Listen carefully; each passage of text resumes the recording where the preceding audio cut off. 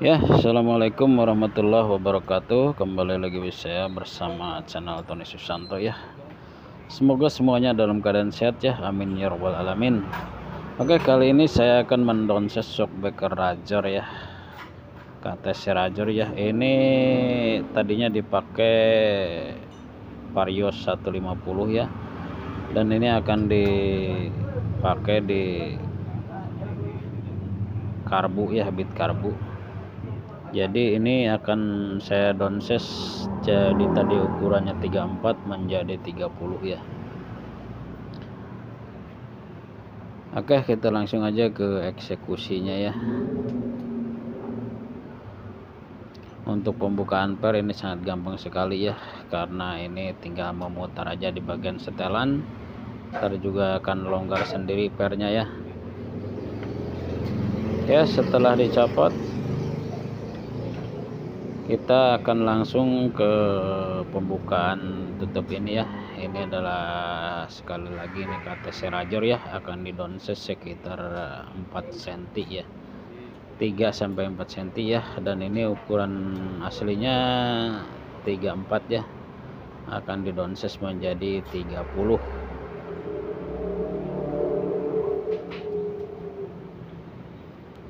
Oke, setelah diukur ya, kita gampang menjadi patokan ya.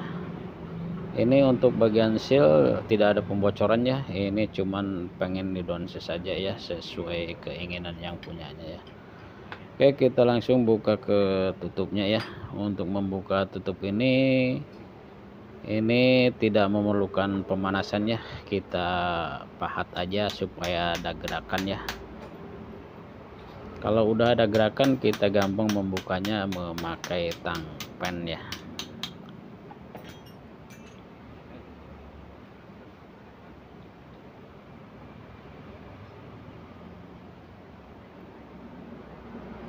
Ya, agak sedikit keras lumayan ya, tapi ini dratnya pendek ya, karena ini cuman tutup aja ya, penutup seal ya.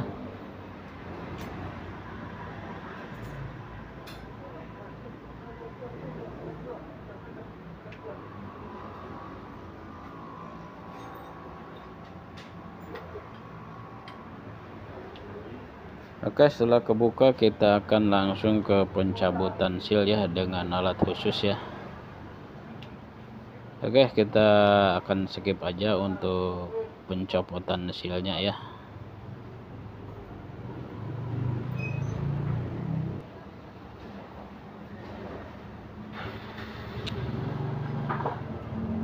Dan ini setelah dicabut ya, untuk pencopotan sealnya setelah dicopot, kita akan lihat di bagian dalamnya ya. Oke, ini masih bagus ya, dan ini karet ini stopper bagian dalamnya udah jelek ya, istilahnya udah putus ya, karena ini tidak bisa awet ya, karena direndam terus sama oli ya. Nanti di sini akan saya ganti memakai per sama pipa ya. Oke, kita langsung aja eksekusi ke bagian pencopotan seher ya.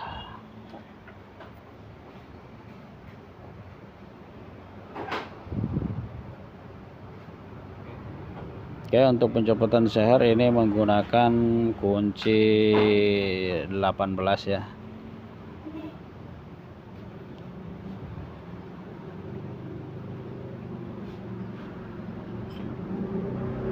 Oke, ini kuncinya teman-teman ya, kita buka langsung ya. Nah, ternyata ini mutar dari sepatunya ya, dari antingnya. Kita akan copot dulu ya, supaya dalam penjepitan tidak ada gerakan ya.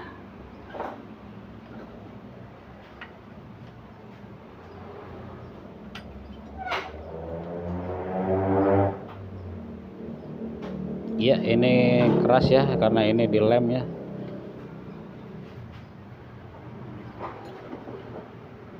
Oke, dengan kesabaran ini bisa kena juga ya.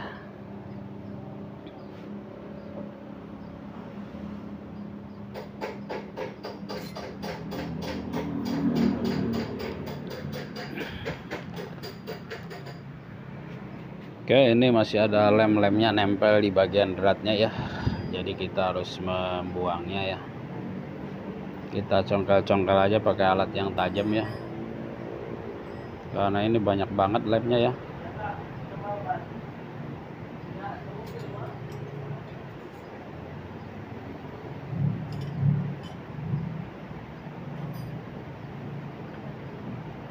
Oke, karena ini keras kita pukul aja dari bagian atasnya ya.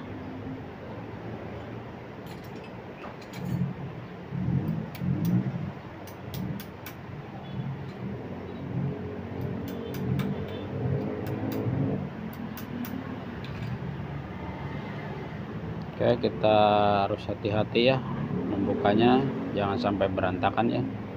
Oke, ini udah kena ya, dan hati-hati jangan sampai kebalik ya bagian atas bawahnya ya, karena untuk pemula pasti suka ada kekeliruannya. Oke, setelah pencopotan bagian seher ya, ini kita tidak mencopot seal karena tidak ada masalah ya. Kita akan menambahkan tabung ya ukuran 3 cm sama per ukuran 1 cm ya, jadi totalnya 4 cm ya. Ini otomatis akan turun 4 cm ya,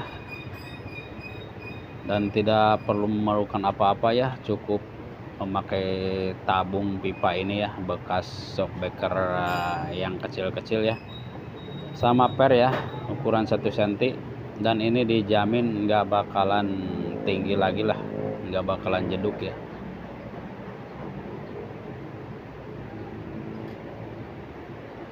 Oke, kita pasang kembali di bagian shakernya ya. Ini harus hati-hati ya, bagian atas bawahnya jangan sampai keliru ya, karena kalau ada kesalahan akan mengakibatkan kelayanannya, baik tarikan ke bawah atau ke bawahnya ya, akan terlalu lembek, lemas ya, dan tidak berfungsi dengan maksimal ya.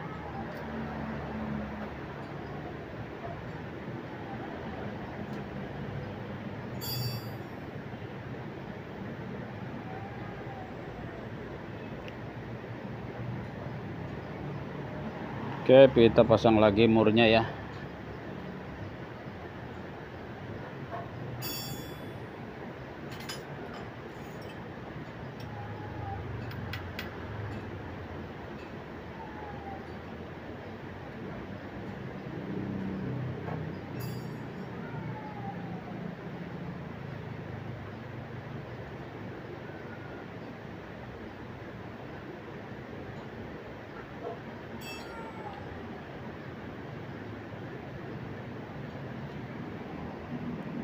Oke, yang kencang ya teman-teman ya.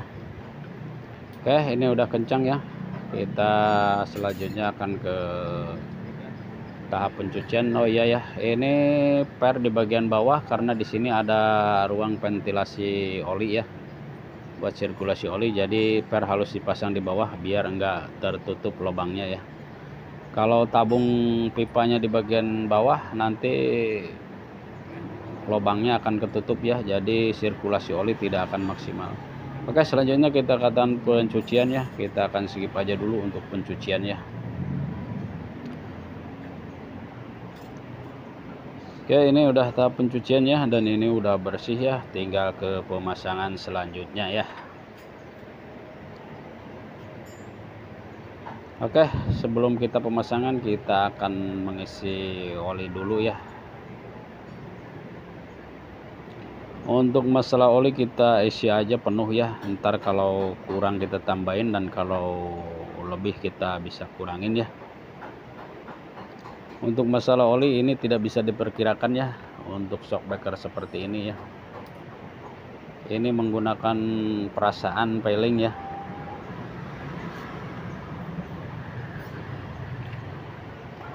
Oke, kita setting di bagian kliknya paling bawah ya, paling enteng ya, intinya paling enteng,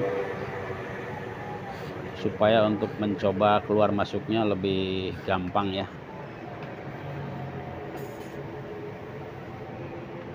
Oke, ini oli kekurangan dikit ya.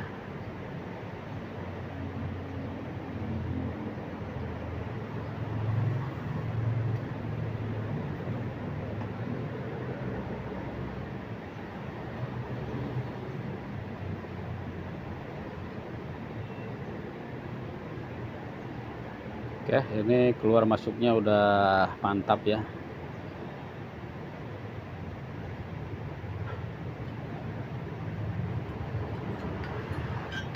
Ini untuk memasukkan bantalannya supaya mentok di bagian pembatasnya ya.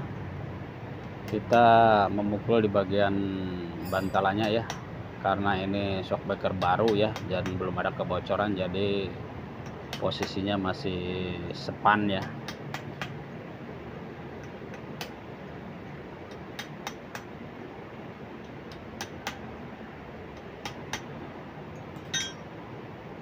Oke, sekiranya udah mentok di bagian bantalannya, kita pompa-pompa terus ya. Takutnya ada oli yang keluar lewat bantalan, itu harus dituangin dulu ya, dikurangin dulu, karena ini akan mengakibatkan cepat bocor ya, karena oli terlalu banyak dan cepat menguap ya. Oke, setelah kira-kira pas, tidak ada lagi keluar di pas bantalan, kita langsung aja tekan sealnya ya. Sekalian pasang tutupnya ya, karena shock model seperti ini sangat gampang sekali ya.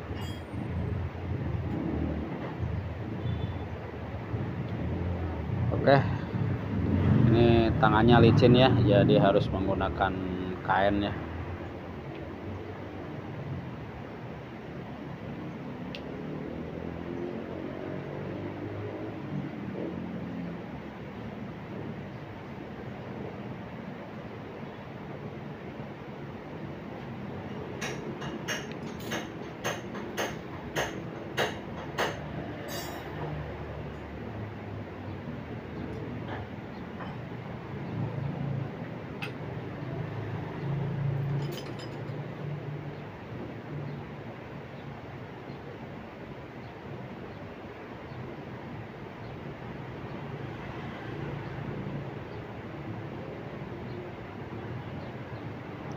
Oke, untuk pengancangan kita menggunakan tang pen ya.